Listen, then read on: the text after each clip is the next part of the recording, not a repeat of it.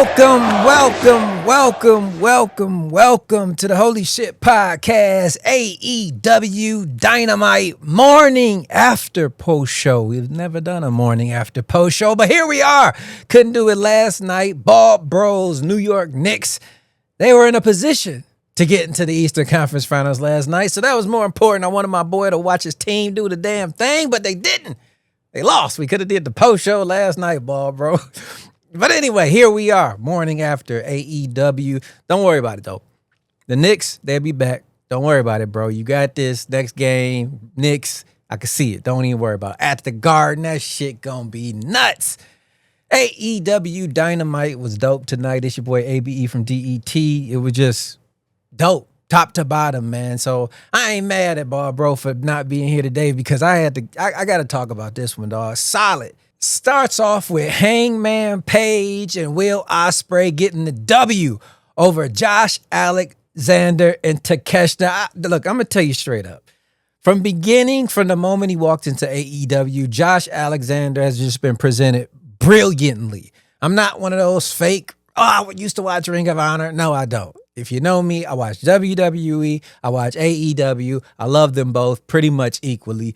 But I do not have a history of Josh Alexander. Who they're presenting right now is beautiful. I love his mechanics. His wrestling's top tier. He's with a dope speaker and Don Callis. Perfect position. Whoever he's going to become in AEW is going to be a solid player. But this was the Hangman and Will Ospreay show. We know they're on a Collision course. We had to promote them. They get the dub as they should. At the beginning of the match, though, it was something interesting. I thought just dope writing, just dope playing a character, spinning it on us. Hangman coming down to the ring. It was a kid. He was in the front row. He had his marker out. You know, Hangman, he wanted to be all nice, and he did it. Signed the shirt. We are building a monster baby face here.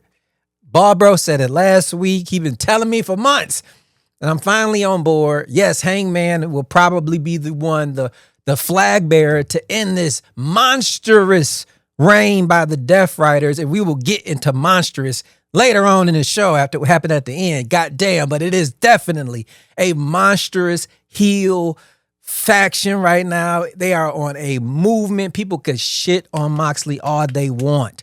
He has made this shit significant now, but we'll get to that. Hangman, though, is definitely the one to end that era. They're building it up to be a dope baby face. Of course. Well, I mean, do I have to talk about the wrestling mechanics of this match? Banger. Come on. The names alone. You already know it. Next up, my king, the ruler of all of us bald people across the United States, America, the entire world, King Ricochet, getting the job done. I know it was against one of my hometown guys from Detroit, Michigan, old Zach. But that man, have one leg. Shout out to you. You're a hell of a competitor, but no match for King Ricochet. Get out of here. You know, when it's all said and done and the Ricochet story is at its end, people are going to appreciate the development and what's being built here with this character. This man's kids was ringside.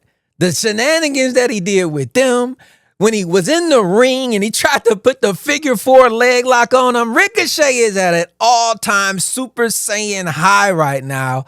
And it is only a matter of time before he works his way up into that top heavy, thick division because they got Hangman, Ospreay, Kenny Omega. It's a lot of heavy hitters right now. Even Moxley, you can even consider him that hell of a reign. So it's hard, but Ricochet right now, whatever happens with Kenny and Okada, with those titles, you can see them unifying those. After that, it should be Ricochet challenging whoever that new winner is. If they unite them titles, like me and Barbro were talking about, make an intercontinental title with both of them. That would be amazing. Kenny maybe wins. Then it's Kenny versus Ricochet in the future. I'm telling you, this man is on fire. Sky's the limit. Shout out to the king of the bald men across the world. Next up, MJF. He did get the 3 thumbs up, but something just don't feel right. It was all type of suspicion with him and Renee.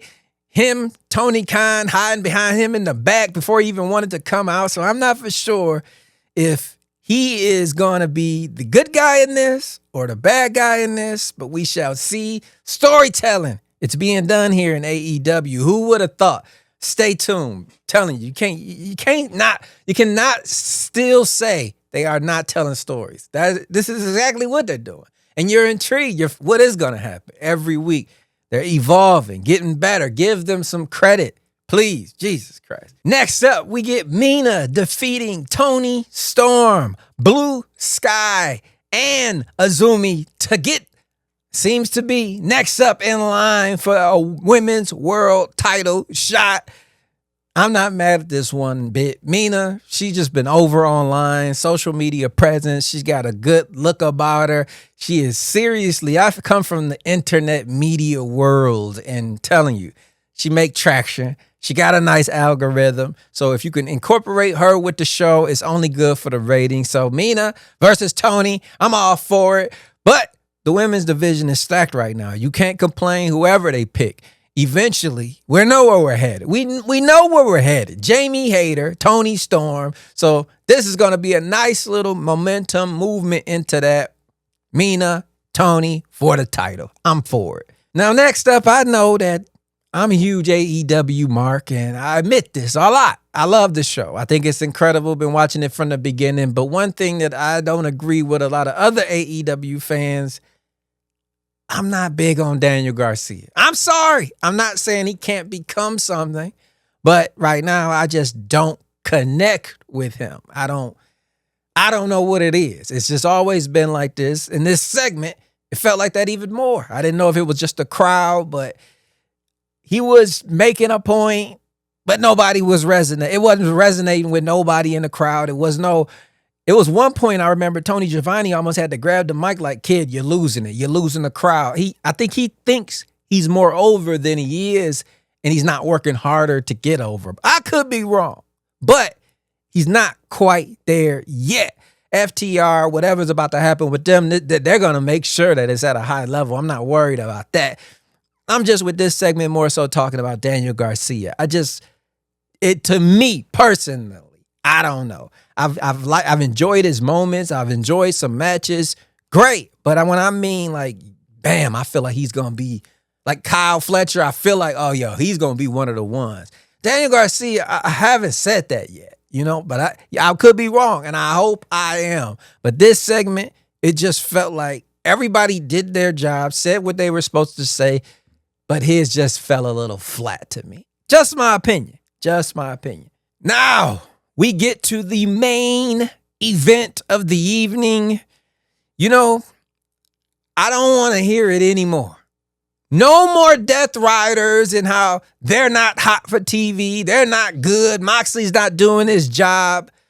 After tonight, some respect needs to be put on this story, what Moxley has done and where the Death Riders are now.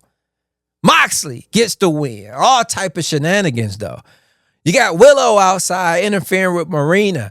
You got Hobbs coming down trying to get involved. Death Riders getting involved. Hell of a match between Joe and Moxley inside the cage. But in the end, out comes one of the hottest free agents, I believe, on the planet. Gabe Kidd slides the briefcase in with the title in to Moxley, tells him they're trying to take it. Made me feel like, damn. He on Moxley's side. They're trying to take it. Hands it to Moxley. Moxley hits Samoa Joe with the case. 1, 2, 3. You think that's it? I was sappy. Hell of a segment. Gabe Kidd with the Death Rider, sign me up. But then out comes with, which what I call one of the greatest tag teams of all time, the EVPs. They come down, solidify the deal with the Death Riders. They're with them. Kenny comes down. He's pissed off, gets met by Okada. Perfect storytelling placement. We're headed towards Okada. Kenny, this needs to happen. Okada lays out Kenny. They throw everybody in the ring. They're beating the hell out of him. And out comes the man whose house this entire place is. Swerve climbs to the top of the cage. Swerve stump, lays out the entire group. EVPs are like, lower the cage, no, raise the cage, get us the hell out of there. They open the cage, they scatter. Just that look of Swerve stumping that entire crew, standing tall. That right there lets me know they believe in Swerve, man. And I know we're getting Hangman Ospreay, but do not be surprised if something happened, and it may not be Hangman taking that title off of Jon Moxley, but Swerve, I'm not mad at that at all. He is built like a star and stumping out that crew, standing tall, grabbing the mic, says, let's do this, double or nothing, Phoenix, anarchy in the arena, sign me up. I'm for it, man. I'm for it. I was for it 2 weeks ago when me and Barbro were talking about it, and I'm for it now. Swerve is looking like a dominant force, and he doesn't even have the title. He don't even need it. He's so over right now. I mean, you mean that whole crew with Gabe Kidd, the EVPs, they all in the ring, and he take them all out. That was building a massive star right there, man. I'm telling you. AEW, they know what they're doing, man. If you're saying they're not on fire, you're not watching the product. You can't be. And like I said earlier, you can't watch it like WWE. And this is no knock. I like WWE for this. If I'm chilling with my wife and I say, hey, just come watch something, she can come watch WWE. In the way they tell their story, it's from a week-to-week basis, and I can catch up. They do trailers, and you can catch up fast. AEW, this is like Game of Thrones. You have to watch the seasons. You have to know what's going on. This is long-term storytelling, and you're talking about they ain't telling stories. Come on now. What are you talking about here? Incredible show. So many stories told. Incredible professional wrestling. I cannot say it enough. I love WWE. Do not get me wrong. But AEW, to me, is the better product and has been the better product. It is what it is. Does that say, oh, they'll never catch them? You're probably right. They'll probably never catch WWE. But on my book, when I'm scoring, what I enjoy more, right now it's AEW. I hope WWE competes because that's what I like. I want to watch them both. I enjoy it all. But right now, hands down, AEW has it. Scale of 1 to 10 tonight, Dynamite, last night, whatever you want to call it. I'm giving it a 9.5. This was an amazing, amazing show. If Barbro was here hyping me up, I probably would have gave it a 10. Top to bottom, everything was pushed forward. Professional wrestling at its finest.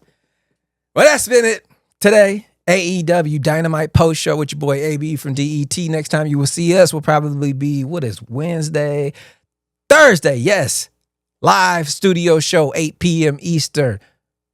Holy Shhh Podcast exclusively on YouTube. Make sure you check it out while you can. It is headed to Patreon soon.